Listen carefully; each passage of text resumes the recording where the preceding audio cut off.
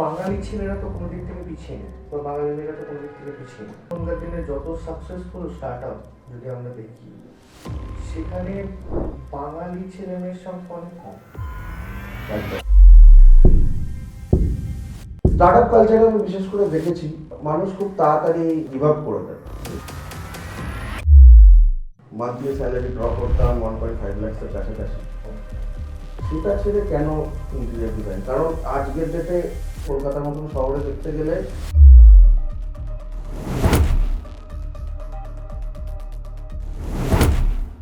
সবাইয়ের লাইফে কিছু গল্প থাকে, কিছু গল্প স্ট্রাগলের, তো কিছু গল্প সাকসেসের, আবার এমন কিছু গল্প যা সবাইকে বলা যায় না। এই জায়গাটা সেই জন্য ওয়েলকাম টু প্যারাফিন পডকাস্ট। এখানে আমরা কথা বলি লাইফ নিয়ে, স্ট্রাগল নিয়ে, রিলেশনশিপ নিয়ে, সব কিছু নিয়ে।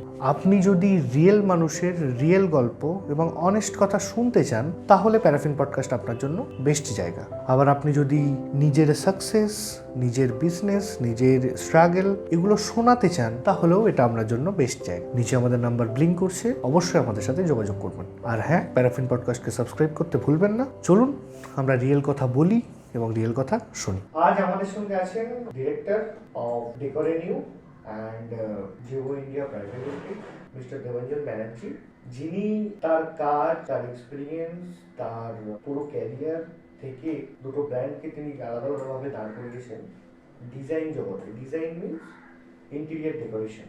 এনার সাথে আজকে আমরা কথা বলে যা জানতে পেরেছি বা যতটা আমরা বুঝতে পেরেছি, সেই অনুযায়ী আপনারা অনেকটা সুবিধা পাবেন, অনেক কিছু জানতে পারবেন, নতুন কিছু গেইন করতে পারবেন। এবং সব থেকে বড় কথা, ইন্টেরিয়ার ডেকোরেশন যে মার্কেট, যেখানে প্রচুর পরিমাণে ফ্রন্টাল অ্যাক্টিভিটিস থেকে শুরু করে অনেক কিছু হয় যেগুলো আমাদের অজানা ছিল এখনো পর্যন্ত। এবং ইন্টেরিয়ার ডেকোরেশন কি এখনো পর্যন্ত অনেক মানুষই জানে না যে ইন্টেরিয়ার ডেকোরেশনটা কি, কিভাবে করা প্রয়োজন, কতটা বাজেট থাকা প্রয়োজন, কতটা বাজেট থাকলে একটা ইন্টেরিয়ার ডেকোরেশন হয়, সত্যিই কি একটা ইন্টেরিয়ার ডেকোরেশন করতে গেলে কোটি কোটি টাকা খরচা হয়, এনিথিং এলস যাবতীয় খুঁটিনাটি তথ্য আমরা জানতে পারবো মিস্টার দেবাঞ্জন ব্যানার্জির কাছ থেকে। চলুন সরাসরি গিয়ে আমরা তার সাথে কথা বলবো। স্যার নমস্কার। নমস্কার শান্তনু। প্যারাফিন পডকাস্টে আপনাকে স্বাগত স্যার। ধন্যবাদ।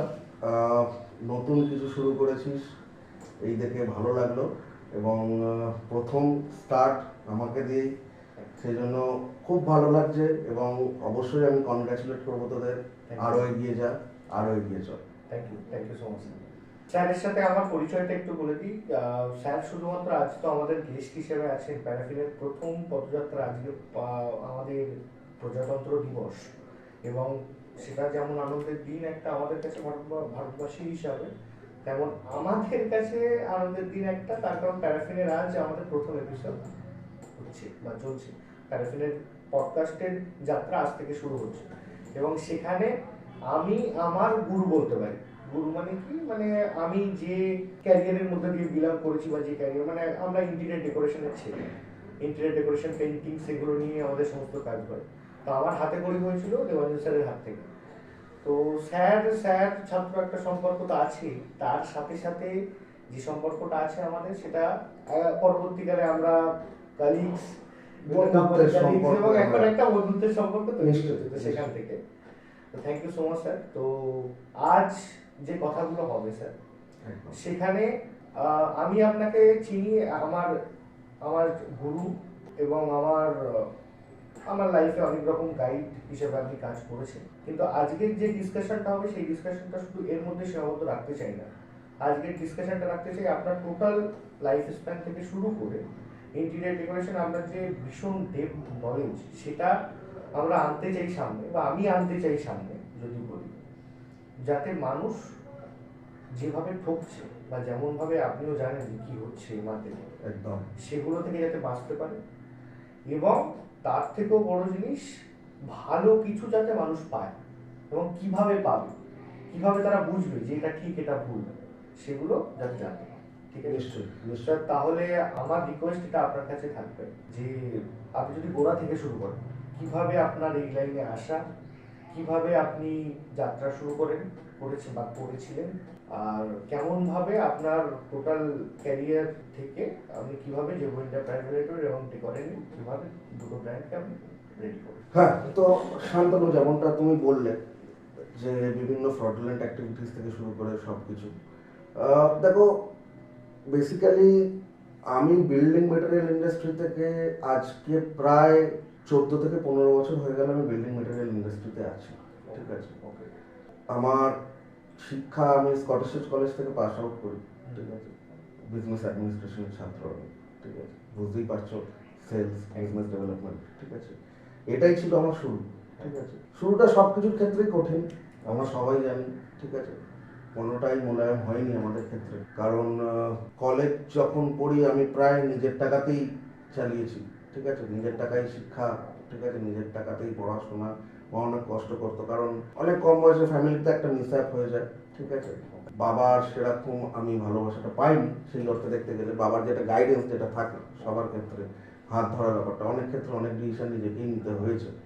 কিন্তু হ্যাঁ, আজকের দিনে দাঁড়িয়ে সেই ডিসিশনগুলো নিয়েছিলাম বলে হয়তো যেটুকুন পেরেছি ভগবানের আশীর্বাদে এবং সবার সব দিক থেকে দেখতে গেলে তো এখন আজকের ডেটে দাঁড়িয়েছে, যেটুকুন জায়গায় দাঁড়িয়েছে।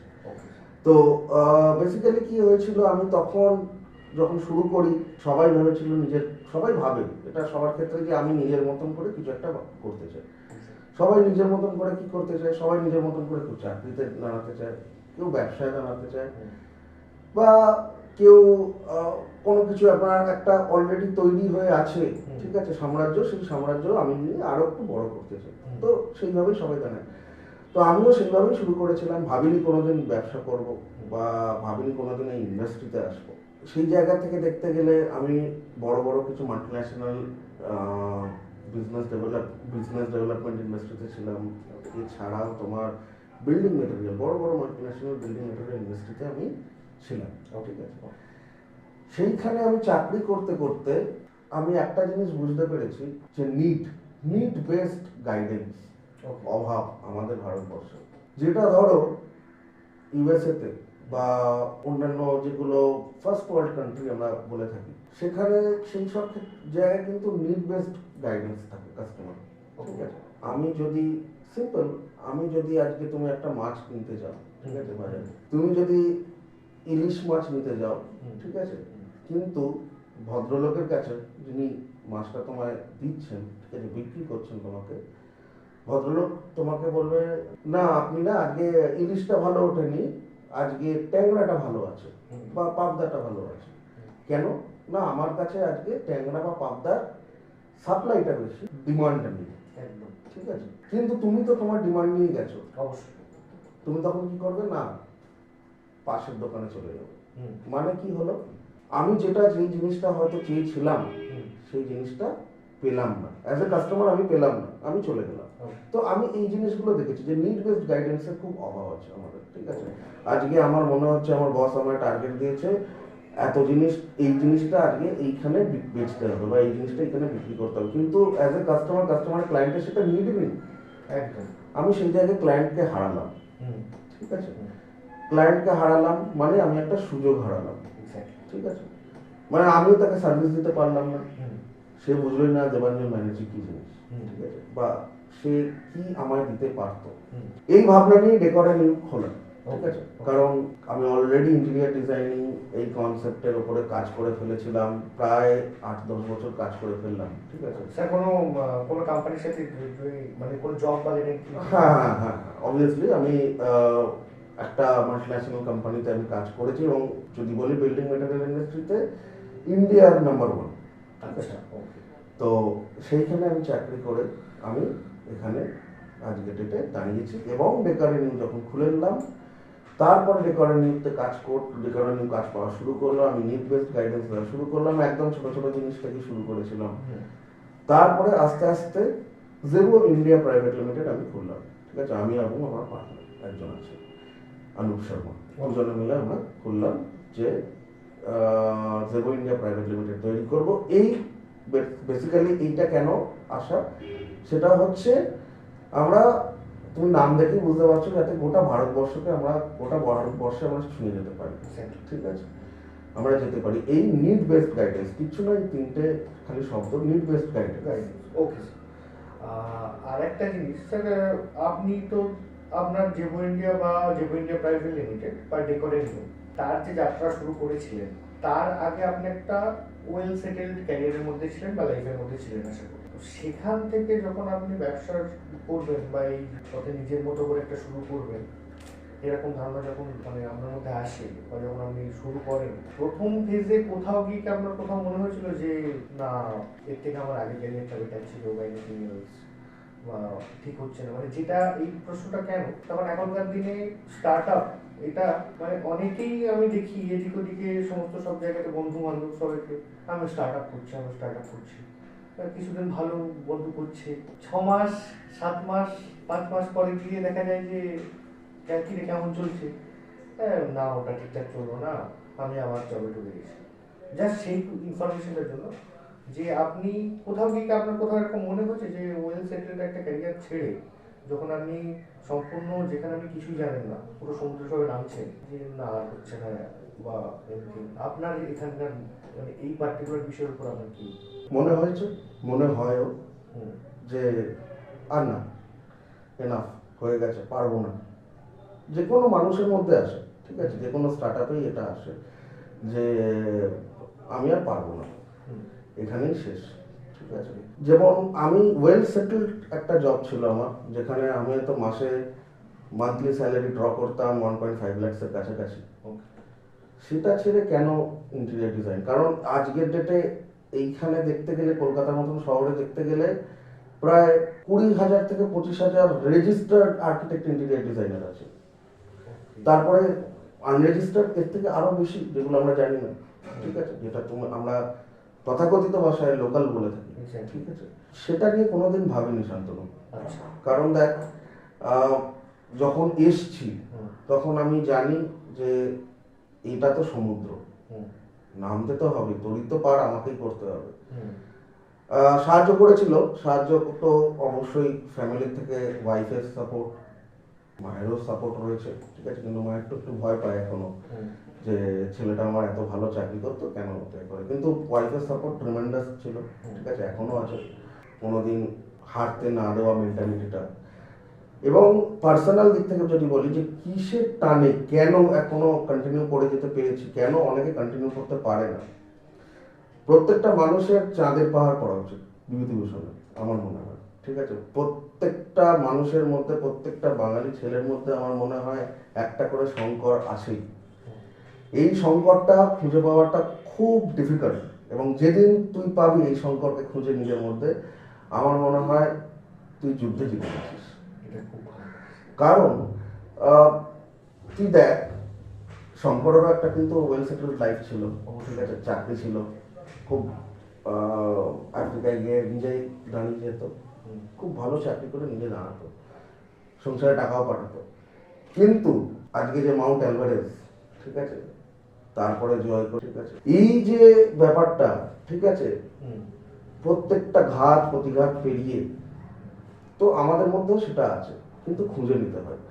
স্টার্ট আপ কালচারে আমি বিশেষ করে দেখেছি যে মানুষ খুব তাড়াতাড়ি গিভ আপ করে দেয়, ঠিক আছে। হুম, কেন? কারণ আমি যে ফিল্ডে আমি নিজের ব্যবসাটা শুরু করলাম, আমি হয়তো সেটার ব্যাপারে জানি না, হুম, এক এটা হতে পারে, দ্বিতীয় ফান্ডের ইস্যু থাকতেই পারে, হুম, তৃতীয় হচ্ছে জেদের অভাব। ওকে, তো আমি মনে করি দ্বিতীয়টা কোনো ব্যাপার না, ফান্ডটা কোনো ব্যাপার হয় না সবসময়, প্রথমটা আর তৃতীয়টা খুব জরুরি। সেটা হচ্ছে আমি যেটা করছি আমি কনফিডেন্ট কিনা, এক্স্যাক্টলি, আমি যে কাজটা করছি সেটা আমার থেকে বেশি ভালো কেউ জানবে না, ঠিক আছে। তো তৃতীয়টা হচ্ছে জেদ, ঠিক আছে, অবশ্যই জেদ না থাকলে তো কোনোদিন হবে না। আমার এখনো মনে আছে শান্তনু, বলতে দ্বিধা নেই, আমি কাঁধে ব্যাগ নিয়ে আমি বাসে করে গিয়ে বা মেট্রোয় করে গিয়ে, এটা কিন্তু একটা লাক্সারিয়াস লাইফ, বাসে করে যাওয়া, মেট্রো করে যাওয়া, আমি এরকমও দেখেছি হেঁটে হেঁটে যেতে, ঠিক আছে, হেঁটে হেঁটে পায়ের জুতোর শোল খসে গেছে, তারপরেও সে যাচ্ছে, সেগুলো কাজ করছে। আমি সেলসের ছেলে ছিলাম এক সময়, তো টেকনিক্যালি পরে অনেক পরে ঢুকেছি, তো সেই জায়গায় অত কিছু করার পরে এখন যখন আমি গাড়িতে যাতায়াত করি বা সেরকম ব্যাপার যখন হয়ে যায়, তখন আমার মনে হয় এটা অনেক লাক্সারি। এই লাক্সারি আমি বোধহয় এটা আমার কপালে ছিল না, কিন্তু যে কিছু যেটুকু হয়েছে, যাই হয়ে থাকুক, এটা ঠাকুরের আশীর্বাদ এবং জেদ, এছাড়া তো সম্ভব হয় না। স্টার্ট আপের ক্ষেত্রে আমি এইটুকুনি বারবার বলবো, যারাই আসুক ঠিক আছে, অলওয়েজ ওয়েলকাম, ঠিক আছে। ব্যবসা সবাইকেই করতে হবে, অন্টারপ্রেনারশিপ এসছে ওই কারণেই, ঠিক আছে। অন্টারপ্রেনারশিপ না থাকলে দেশে টাকার যোগান আমরা দিতে পারছি না, টাকার যোগান দিচ্ছি, আমি নিজের জন্য কিছু করছি। এন্ড অফ দ্য ডে বাড়িতে গিয়ে যখন ভাবি শোয়ার সময় যে আমি নিজে করলাম, এটা পারলাম না সেটা সেকেন্ডারি, বাট নিজের জন্য করছি, অবশ্যই এর থেকে বড় আমার মনে হয় মোটিভেশন আর কিছু থাকতে পারে না। হতে পারে। স্যার একটা জিনিস, বাঙালি ছেলেরা তো কোনো দিক থেকে পিছিয়ে নেই, বা বাঙালি মেয়েরা তো কোনো দিক থেকে পিছিয়ে নেই। এই প্রশ্নটা আমার মধ্যে আসছে যে এখনকার দিনে যত সাকসেসফুল স্টার্ট আপ যদি আমরা দেখি, সেখানে বাঙালি ছেলে মেয়ের সংখ্যা অনেক কম, একদম তাই কম। মানে যেভাবে পুরো বিশ্ব বাঙালিকে চেনে, সেই ট্যালি যদি মেনটেন করা হয়, তাহলে সেই ট্যালি অনুযায়ী বাঙালি ছেলে মেয়েদের সংখ্যা কিন্তু এই পার্টিকুলার জায়গাতে অনেকটা কম হয়ে যাচ্ছে দিন দিন। এটা নিয়ে আপনি কি বলবেন, কেন এমন হচ্ছে, কোথায় আমাদের ঘাটতি? দেখ, এটার সমস্যা হচ্ছে একটা বড় জেনারেশন গ্যাপ আমাদের তৈরি হয়ে গেছে, ঠিক আছে। আমার মা বা যে কোনো তোর মা বাবাও আজকে ভাবতে পারে, ঠিক আছে, যে ছেলেটা ভালো চাকরি করছে, ঠিক আছে, যদি চাকরি না করে কি হবে, ছেলে আজকে স্টেটসে থাকে বা ছেলে আজকে ব্যাঙ্গালোরে থাকে, আমি খুব বুক বাজিয়ে বলবো, ঠিক আছে, ছেলে আজকে ডাক্তার, ছেলে আজকে engineer, obviously those are Nobel job, ঠিক আছে। সেই নিয়ে আমার কোনো, আমি তাদের থেকে অনেক ছোট, ঠিক আছে, একজন ডাক্তার বা একজন ইঞ্জিনিয়ারের থেকে, কিন্তু বাঙালি ব্যবসা করতে পারে না, এটা একদমই ভুল কথা। বোরোলিন, যখন বোরোলিন শুরু হয়, বোরোলিন কিন্তু একজন বাঙালি কিন্তু সৃষ্টি, ঠিক আছে। আজকে দেখ, বোরোলিন কিন্তু ঘরে ঘরে, শুধুমাত্র কিন্তু তোর আমার ঘরে নেই, গোটা বাংলার ঘরে নেই, সবার ঘরে। তো বাঙালি ব্যবসা করবে না, এইটা খুব ভুল তথ্য। বাঙালির মতন, আমি মনে করি একজন বাঙালির মতন, বাঙালি ছেলে হোক বাঙালি মেয়ে হোক, তার মতন বুকের ধক কারণ নেই। একজন বাঙালি মেয়ে যেভাবে সে মানে নিজেকে আপব্রিঙ্গিং তৈরি করে, ঠিক আছে, যে সে অতটা ইন্ডিপেন্ডেন্ট, এতটা ফ্রিডম হয়তো অন্যান্য স্টেটে নেই, আছে কিছু জায়গায়, আবার কিছু জায়গায় নেই, ঠিক আছে। কিন্তু আমাদের বাঙালি মেয়েরা অনেক শিক্ষিত হয়। তুই যদি ঠিক ট্যালি হিসেবেই দেখি, আমি যদি পুরোটা স্কেচ করি, সেই অর্থে যদি দেখি, একজন বাঙালি মেয়ে কিন্তু অনেকটা এগিয়ে। কিন্তু হ্যাঁ, আমরা ওই একটা বেড়াজালের মধ্যে আটকে যাই যে চাকরি করতে হবে। কেন? ব্যবসায় কি কিছু নেই? প্রফিট যদি দেখতে চাই, তাকে আমি মনে করি ব্যবসায় আসা উচিত নয়, ঠিক আছে। বাঙালি সবসময় এইখানেই মার খেয়েছে, প্রফিট, ঠিক আছে। প্রফিট তখন থাকবে যখন আমি খাটবো, খাটার ওপর কিছু থাকে না, ঠিক আছে। ফিজিক্যাল মেন্টাল দুটোই তোমায় দিতে হবে, রাতের পর রাত জাগতে হবে তোমাকে। স্বপ্ন এমনই দেখতে হবে শান্তনু, যেটা আমি ঘুমিয়ে দেখবো না, যেটা আমি জেগে দেখবো। অবশ্যই জেগে আমি যদি স্বপ্নটা দেখি, আমার মনে হয় আমরা এগিয়ে যাব জাতি হিসেবে, ঠিক আছে। আজকে যা ভারতবর্ষে চলছে, সেটা একটা পলিটিক্যাল দিয়ে চলছে, আমি ঠিক আছে, দ্যাট ইজ ফাইন, মানে আমার কারোর উপর কোনো রাগ নেই, বিদ্বেষ নেই। কিন্তু আজকে আমরা কেন পিছিয়ে যাওয়া জাতি হিসেবে কেন বলা হবে আমাকে, ঠিক আছে। আমার মনে হয় না সেটা কোনো রকম কি এই মুহূর্তে আমার মনে হয় বাঙালি একেবারে পিছিয়ে নেই। আমরা ব্যবসায়, আমরা প্রত্যেকটা, তুই দেখ, তুই স্টেটসে যা, তুই ইউরোপে যা, যে তুই যেখানে যাবি, যে এমডি সিইওর পরের যে পোস্টগুলো আসে, ঠিক আছে, যারা ভাবে, যারা মাথা দিয়ে চিন্তা করে, কিন্তু বাঙালি পাবে। স্যার এবার একটু যদি অন্যদিকে যাই, অন্যদিকে যাওয়া ইন দ্য সেন্স, আপনার যে brand Jevo India private limited, sir Jevo India private limited মার্কেটে কাজ করছে, আরো অনেক কোম্পানিও মার্কেটে কাজ করছে। জেভো ইন্ডিয়া মার্কেট প্রাইভেট লিমিটেডে আপনি এমন কি নতুন করেছেন বা এমন কি নতুনত্ব রেখেছেন যেটার জন্য এটা একটা বড় ব্র্যান্ড? দেখ, জেভো ইন্ডিয়া প্রাইভেট লিমিটেড যখন আমি খুলেছিলাম, আমি কিন্তু কিছু ভেবে আসিনি যে আমি কি করব, ঠিক আছে। ডেকরের নিউতে আমি জানতাম আমি কি করছি, ঠিক আছে। কিন্তু জেভো ইন্ডিয়া প্রাইভেট লিমিটেড কিন্তু আজকের ডেটে দাঁড়িয়ে আমি তোকে বলছি, প্রায় কিছু না হোক আমাদের হাতে আমরা কাজ করছি অ্যারাউন্ড 15 to 20 ক্লায়েন্টস, ঠিক আছে, প্রিমিয়াম ক্লায়েন্টস, ঠিক আছে। এইবারে কথা হচ্ছে কেন যাবো ইন্ডিয়া, ঠিক আছে? দেখ, সবাই কিন্তু ইন্টেরিয়ার কাজ করে, কেউ কিন্তু সিভিল বা আর্কিটেকচারের ওপরে কাজটা খুব কম করে, ঠিক আছে? আজকাল সবাই একটা ওয়ান রুফের মধ্যে, ওয়ান আমব্রেলার মধ্যে সবাই সবকিছু চায়। এক, এটার জন্যই আমি শুরু করেছিলাম। এক, এবং দ্বিতীয়ত অনেকগুলো কারণ আছে। আমাদের এই ট্রেডটাকে, এই ইন্টেরিয়ার ইন্ডাস্ট্রি যেটাকে আমরা বলে থাকি, বা ডেকর ইন্ডাস্ট্রি যদি একটু করে বড় করে বলি, ডেকর ইন্ডাস্ট্রি কিন্তু বুমিং আজকে ডেটে দাঁড়িয়ে। কেন? কারণ রিয়েল এস্টেট বুম করছে। আজকে মুম্বাইতে প্রায় 100%-এর ওপরে রিয়েল এস্টেট বুম করছে। কলকাতায় প্রায় প্রায় সেই জায়গাতেই পৌঁছে গেছে, ঠিক আছে? কিন্তু আমরা যখন দেখি প্রিমিয়াম যে সোসাইটিগুলো আছে বা প্রিমিয়াম বাড়ি যেগুলো আছে, ঠিক আছে, সেখানে কিন্তু মুম্বাই বেস্ট আর্কিটেক্ট এসে কাজ করে। ওকে। কিন্তু কাজ কি করছে? আমাদের লোকাল কোনো ভেন্ডার করছে। ওকে। তো তোমার বেসিক্যালি তুমি জামাটা যেটা দেখে আসলে পিস হিসেবে সেটা দেখতে ভালো হলো, কিন্তু জামাটা যখন টেলারের কাছ থেকে তুমি বানিয়ে পড়তে গেলে হয়তো তোমার ঢিলে হলো, নাহলে টাইট হয়ে গেল। ব্যাপারটা সেই একই জায়গায়। তো আমি যদি ওটাই বানিয়ে দিই তোমাকে, ঠিক আছে, একই জিনিস, একই জামা, যেটা তুমি দেখলে, যেটা আমি তোমায় বানিয়ে দিলাম, সেটা যদি প্রাইসিংটা আমি যদি নর্মালাইজ রাখি, ঠিক আছে, তাহলে কি অসুবিধা? বা তাহলে আমি কি বেশি রিচ করতে পারবো? এটা দেখার ব্যাপার আছে। এবং এই ডেকর ইন্ডাস্ট্রি দেখতে গেলে এটা একটা বড় আনঅর্গানাইজড ইন্ডাস্ট্রি আজকের ডেটে দাঁড়িয়ে। একদমই ঠিক আছে। একদমই তাই। এটার থেকে বড় আনঅর্গানাইজড ইন্ডাস্ট্রি এখন অব্দি ভারতবর্ষে নেই, ঠিক আছে? কেন না? তুই দেখবি তোর বাড়িতে তুই যদি কোনো কাঠের কাজ করাস, ঠিক আছে, যেটাকে আমরা বাংলায় বলে থাকি কাঠের কাজ, ঠিক আছে, তো এখন কাঠের কাজ তো নেই। এখন ফল সিলিং কেউ করে, কেউ প্যানেলিং করছে, কেউ বেড বানাচ্ছে, কেউ ওয়ার্ড্রপ বানাচ্ছে। যে তার কাউকে তুই ডাকবি ওয়ার্ড্রপ বানানোর জন্য, সেই বললে আমি ফল সিলিং, রং, ইলেকট্রিক্যাল সবই আমি করে দিতে পারবো, সব কোনো অসুবিধা নেই। বলে দিল এটা, এখানে 4টে ছবি দেখিয়ে দিলে তুই বললে হ্যাঁ হয়ে যাবে।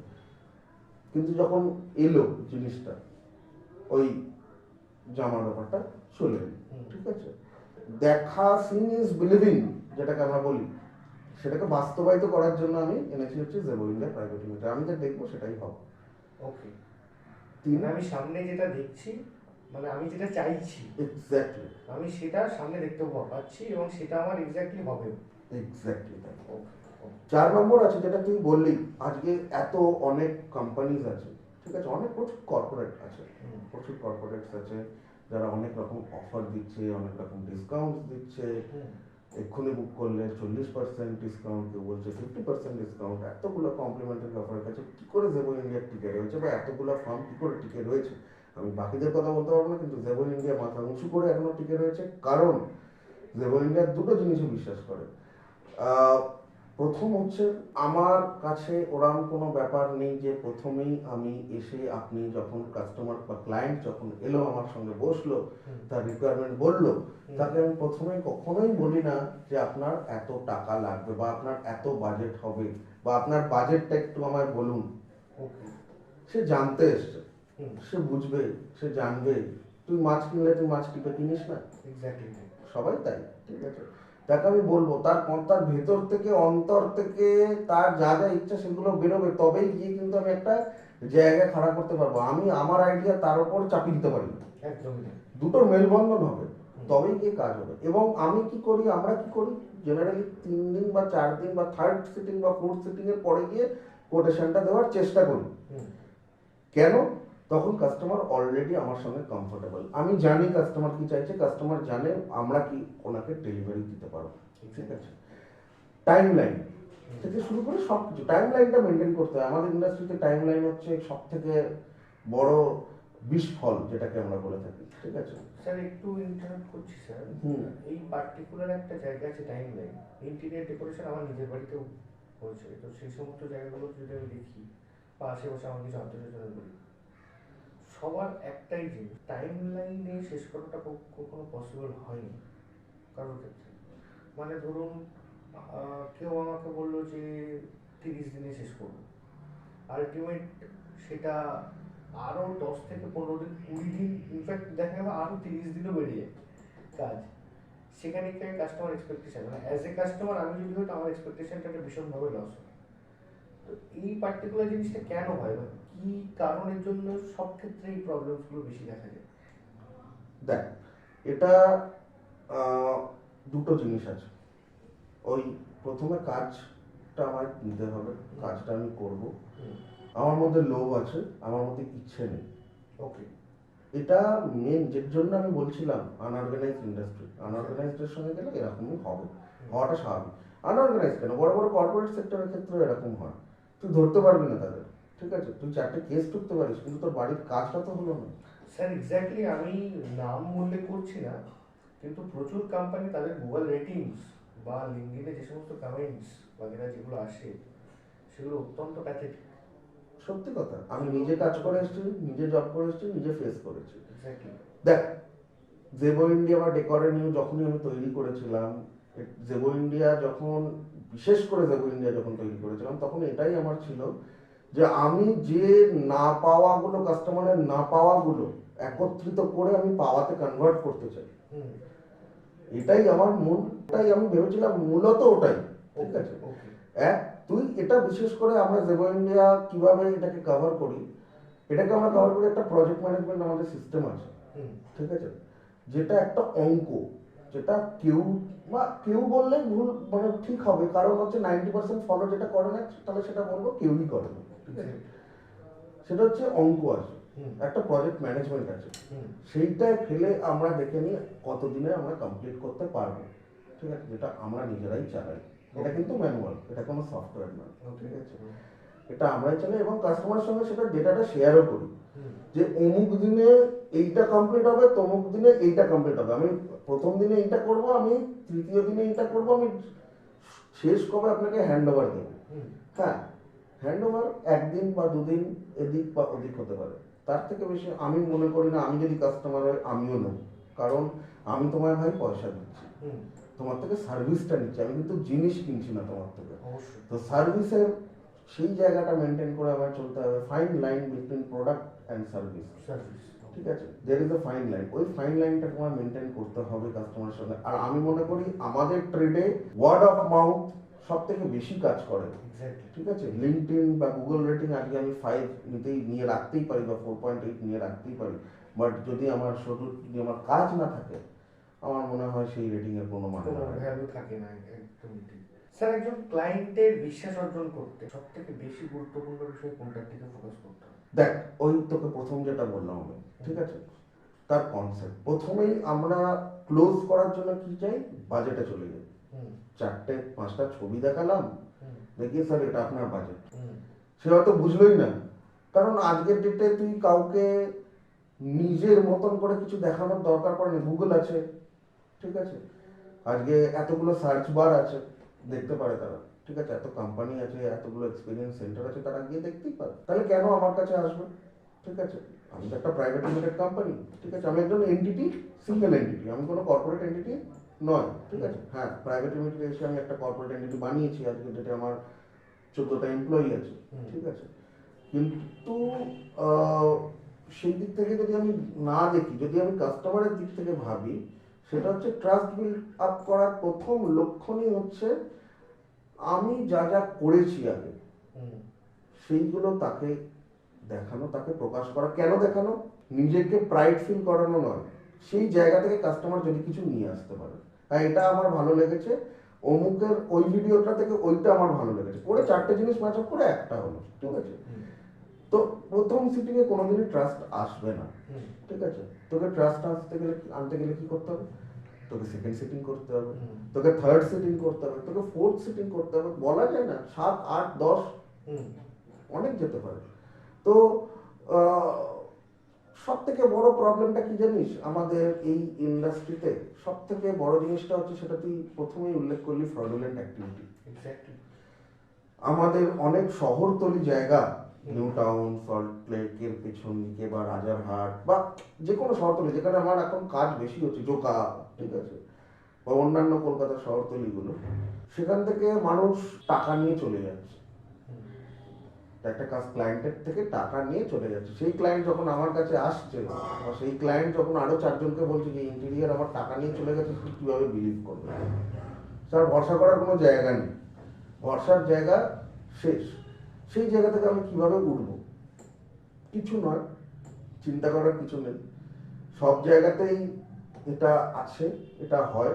আমি কাস্টমারদেরকেও বলবো, ক্লায়েন্টদেরকেও বলবো, যারা কাজ করাতে চান, আপনারা সবসময় চেষ্টা করবেন যাদের অফিস আছে সেখানে যান, সেখানে গিয়ে কথা বলুন, তার সঙ্গে 3 থেকে 4 বার বসুন, তার আইডিয়াটা দেখুন।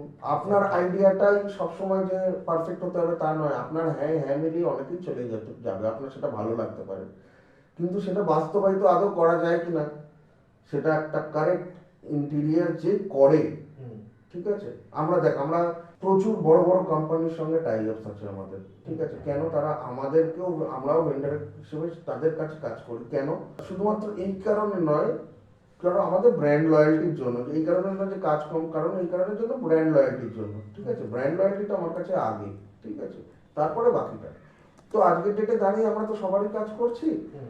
আমরা যেমন একটা 10 কোটির প্রজেক্ট করছি, তেমনই একটা আমরা 1 লাখ 2 লাখ 3 লাখের কাছে আমরা ফোকাসটা কিন্তু সেম দিচ্ছি, ঠিক আছে। তো আপনারা কাস্টমারদের এটাই বলবো, আপনারা ভয় পাবেন না, রিসিপ্ট নেবেন, ঠিক আছে, যাচাই করে নেবেন। গুগল আছে, সেই কোম্পানি আদৌ এক্সিস্ট করে কিনা সেটা দেখে নেবেন। আমার মনে হয় তারপরেই সঠিক তথ্য যাচাই করে তারপরেই আসুন, কাজ করা যেতে পারে।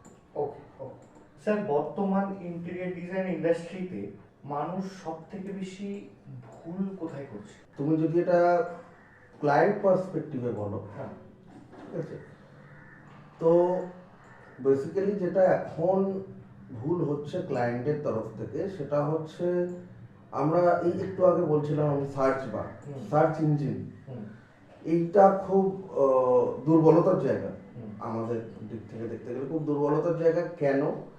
কারণ হচ্ছে 2-3টে জিনিস।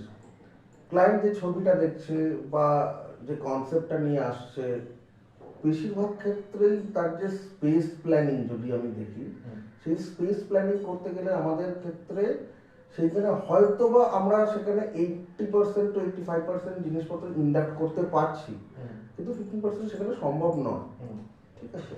এটা একটা পয়েন্ট যে না আমার এটাই চাই, ঠিক আছে, সেটা 85% অবধি সম্ভব হচ্ছে, বাট 15% অবশ্যই সেখানে সম্ভব নয়, কারণ কনসেপ্টগুলো বেশিরভাগই কিন্তু এআই জেনারেটেড, ঠিক আছে। দ্বিতীয়ত যে প্রবলেমটা হচ্ছে, যেটা হচ্ছে স্পেন্ডিং লিমিট, ঠিক আছে। আমি যখন কিছু আইডিয়াস নিয়ে আসছি, অ্যাজ এ কাস্টমার আমার পক্ষ বা অ্যাজ এ ক্লায়েন্ট আমার পক্ষেও জানা সম্ভব নয় যে সেইটা কতটা আমার ইনভেস্টমেন্ট যেতে পারে। কিন্তু হ্যাঁ, যখন আমরা বা যে কোনো ইন্টেরিয়ার ডিজাইনার বা যে কোনো আর্কিটেক্ট যখন তাকে বলছে যে অমুকের জন্য অমুক টাকা লাগতে পারে, সেই জায়গায় একটুখানি ব্যাক অফ হয়ে যাচ্ছে। সে হয়তো ভাবছে যে না আমি যদি এই জিনিসটা এইখানে, সে কিন্তু আরো 4 জায়গায় চলে যাচ্ছে। আরো 4 জায়গায় যখন যাচ্ছে, তখন কি হচ্ছে, 4 জনই যারা অ্যাকচুয়ালি স্পেস প্ল্যানিং করে থাকে, তাদের ক্ষেত্রে হয়তো তারা মোরাললেস টাকার অ্যামাউন্টটা একই থাকছে, কিন্তু 5 নম্বর জনের কাছে সে বলে দিচ্ছে হ্যাঁ হয়ে যাবে, এই টাকার অ্যামাউন্টে মোটামুটি যা বলেছেন তার মোটামুটি 10-15% এদিক ওদিক করে হয়ে যাচ্ছে। কিন্তু সেই ক্ষেত্রে আমি যেটা চেয়েছিলাম অ্যাজ এ ক্লায়েন্ট, আমি কিন্তু পাচ্ছি না, ঠিক আছে। তাতে করে একটা নেগেটিভ রিভিউ আসছে, আমরা অনেক জায়গায় পেয়েছি, ঠিক আছে, অনেক জায়গায় শুনেছি।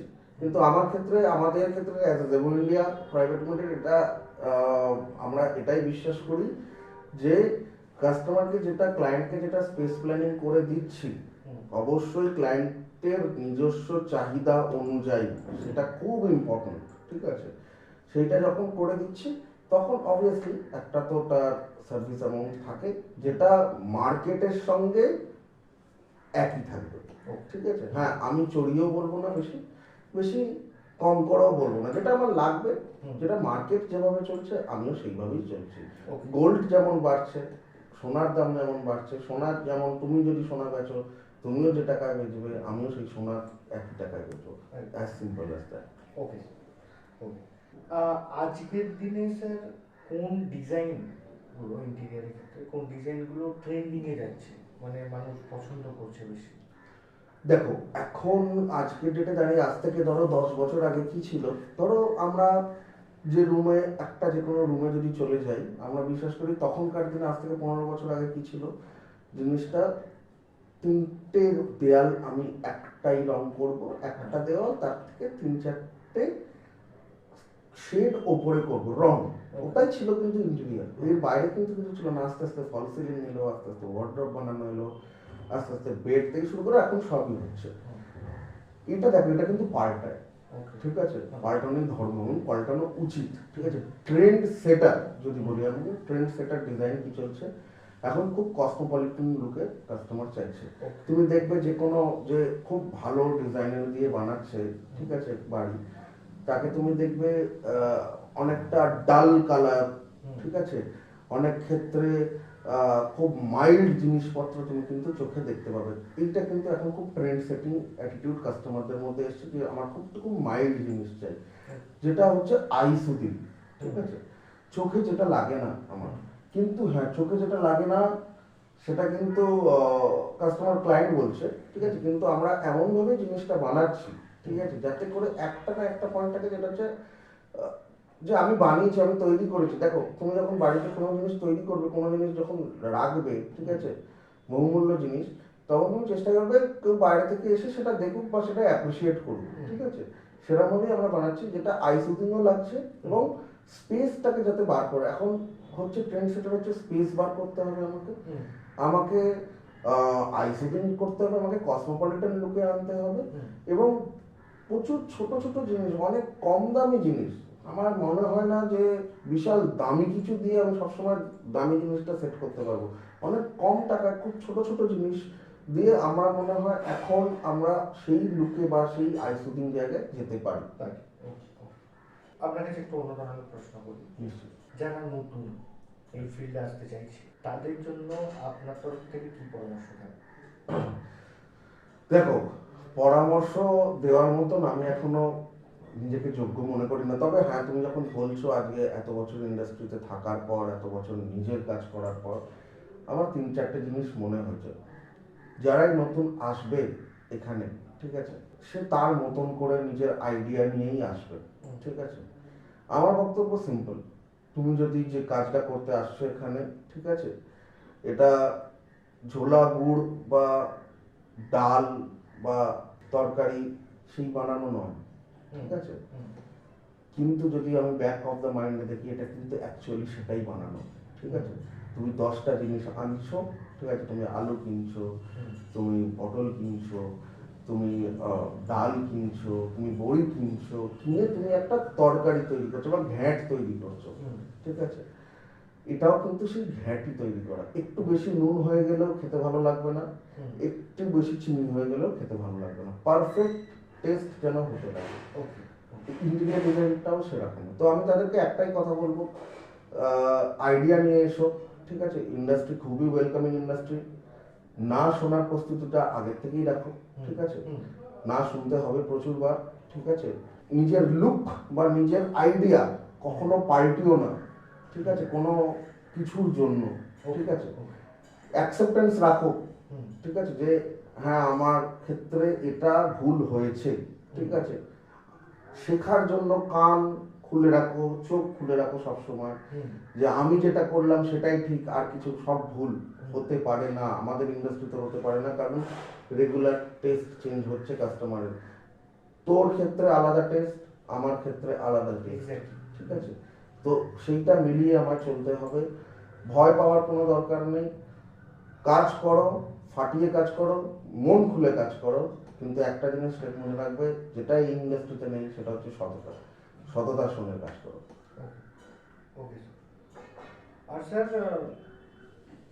জিভো ইন্ডিয়াকে আপনি এজ এ ডিরেক্টর হিসাবে কলকাতা মার্কেটে 1 থেকে 10-এর মধ্যে যদি রেট করতে বলি, আপনি কত রেটিং দেবেন? এখনো অবধি যদি বলি,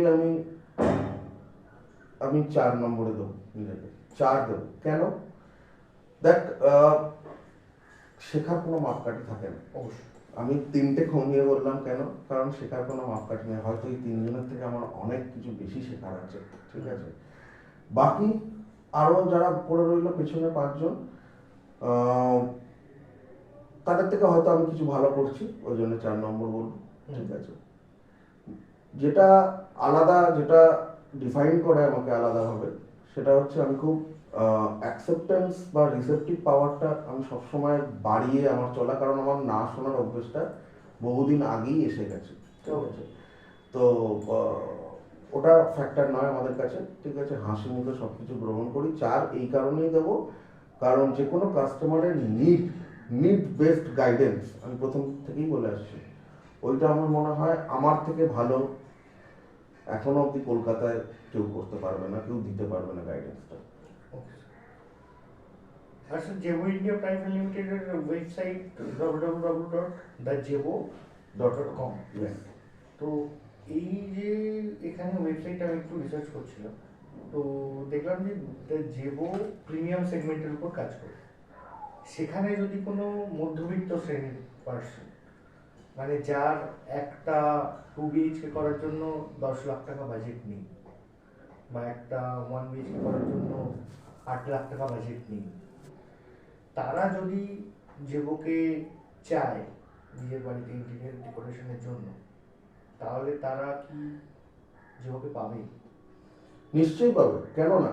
আমি বলেইছি তোকে, ঠিক আছে? যখন আমি এসছিলাম, আমার প্রথম ক্লায়েন্ট ছিল একটা বাথরুম, শুধু একটা বাথরুম রিমডেলিং করা, ঠিক আছে? আর কিছুই নয়, ঠিক আছে?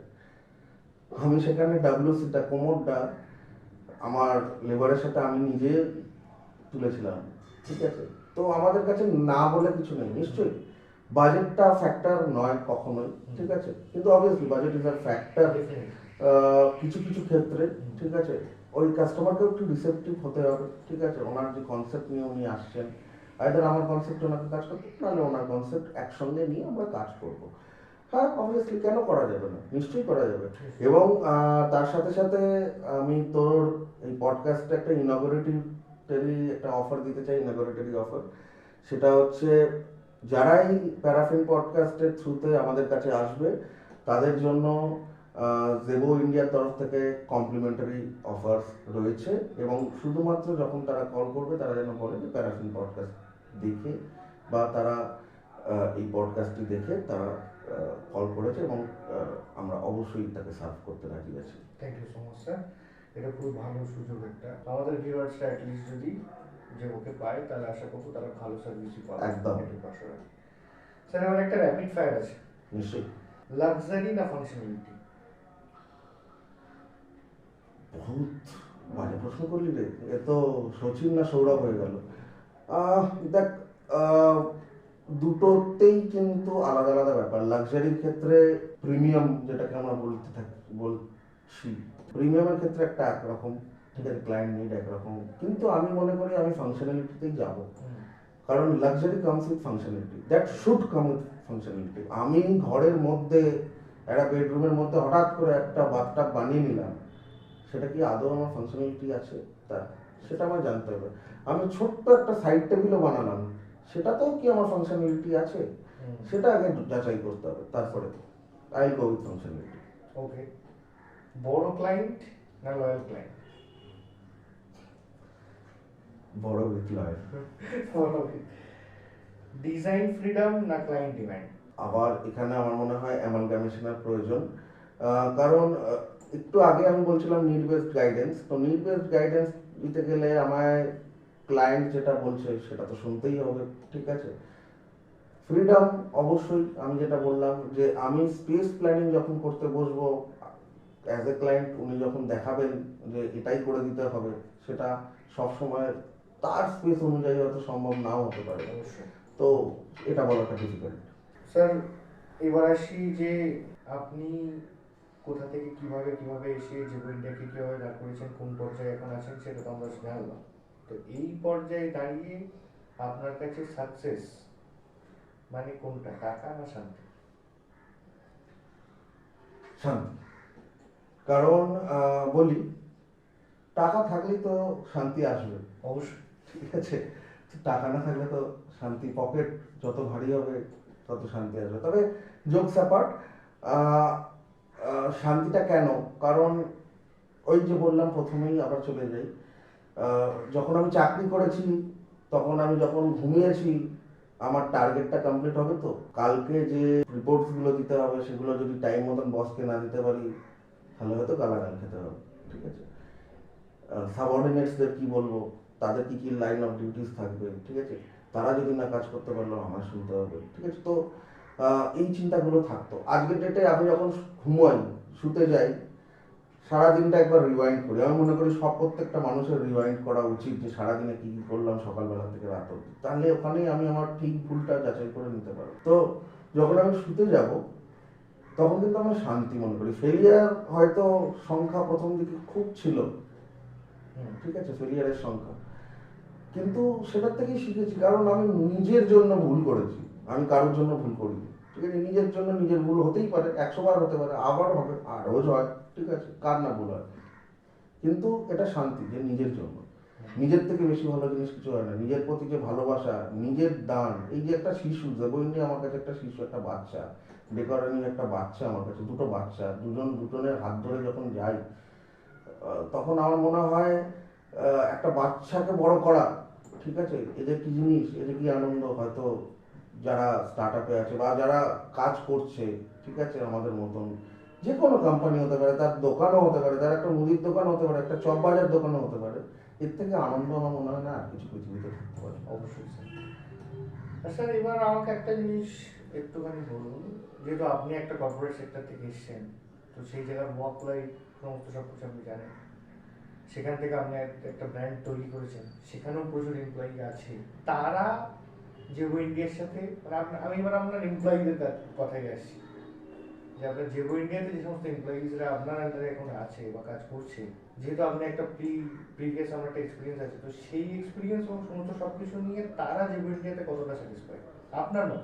দেখ, আমি যেটা করি, ঠিক আছে, আমি প্রত্যেক দিন তাদের সঙ্গে লাঞ্চ করি, ঠিক আছে।